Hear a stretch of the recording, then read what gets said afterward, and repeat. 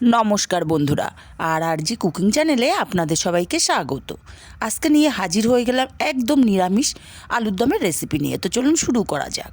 প্রথমেই প্রেশার কুকারে আমি বড় টুকরো করে কেটে রাখা আলু দিয়ে দেব। আমি এখানে নতুন আলু ব্যবহার করেছি আর আলুগুলোকে দু টুকরো করে কেটে নিয়েছি। আলুগুলোকে দিয়ে পরিমাণ মতো জল দিয়ে দেবো এখানে হাফ চামচ লবণ। একটা সিটি দিয়ে আলুগুলোকে সেদ্ধ করে নেব, এর বেশি সিটি দেওয়া যাবে না। আলুটা সেদ্ধ হতে হতে মশলা করে নেব। এখানে দিয়ে দিলাম কড়াইতে 1.5 চামচ গোটা ধনে, 1 চামচ গোটা জিরে, 1 চামচ গোটা মৌরি, 3টে ছোটো এলাচ, 2টো দারচিনির টুকরো আর 4টে লবঙ্গ। মশলাগুলোকে ভেজে নেব, তবে খেয়াল রাখতে হবে মশলাগুলো যেন পুড়ে না যায়। মশলা থেকে সুন্দর গন্ধ বেরিয়ে গেছে, মশলাটাকে নামিয়ে নেব। এদিকে মিক্সচার জারে দিয়ে দিলাম বেশ কয়েকটা চীনাবাদাম, 1 ইঞ্চি আদার টুকরো আর বড় সাইজের একটা টমেটো। অল্প জল দিয়ে সুন্দর একটা মিহি করে পেস্ট রেডি করে নিয়েছি। মশলার পেস্টটা এক সাইডে রেখে দিয়ে কড়াই গরম করে কড়াইতে দিয়ে দেব তেল। তেলটা গরম হয়ে গেলে দিয়ে দেবো 1 চামচ চিনি। চিনিটা ক্যারামেল হয়ে গেলে দিয়ে দেবো একটা শুকনো লঙ্কা ফাটিয়ে, একটা তেজপাতা আর হাফ চামচ পরিমাণে গোটা জিরে, আর দিয়ে দেবো সামান্য একটু হিং। যেহেতু নিরামিষ রান্না, ফোড়নটাকে কয়েক সেকেন্ড ভেজে নিয়ে এখানে দিয়ে দেবো পেস্ট করে রাখা মশলাটা। মশলার পেস্টটাকে দিয়ে টাইম নিয়ে কষিয়ে নিতে হবে।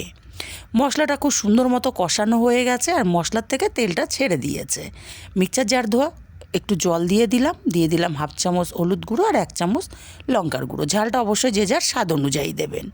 মশলাটাকে আরও কিছুক্ষণ সময় নিয়ে কষিয়ে নিয়েছি। মশলার থেকে তেলটা সম্পূর্ণ আলাদা হয়ে গেছে। এখানে বেশ কিছুটা কড়াইশুঁটি দিয়ে মিনিট খানিক কড়াইশুঁটিটাকে কষিয়ে নিয়েছি।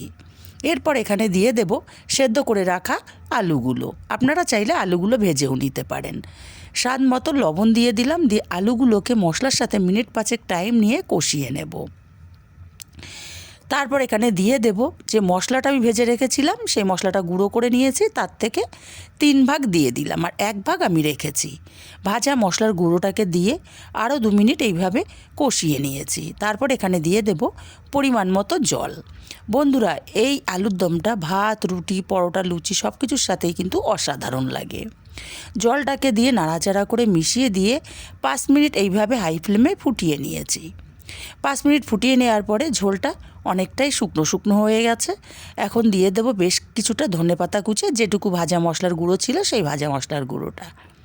সব কিছু দিয়ে খুব ভালো করে নাড়াচাড়া করে মিশিয়ে তারপরে আমি আলাদা পাত্রে নামিয়ে নিয়েছি। রেসিপিটা কেমন লাগলো কমেন্ট করে জানাতে ভুলবেন না। ভালো লাগলে কাছের আত্মীয় স্বজন বন্ধুবান্ধবের কাছে শেয়ার করতে ভুলবেন না। আর হ্যাঁ বন্ধুরা, একটা লাইক দিতে ভুলবেন না।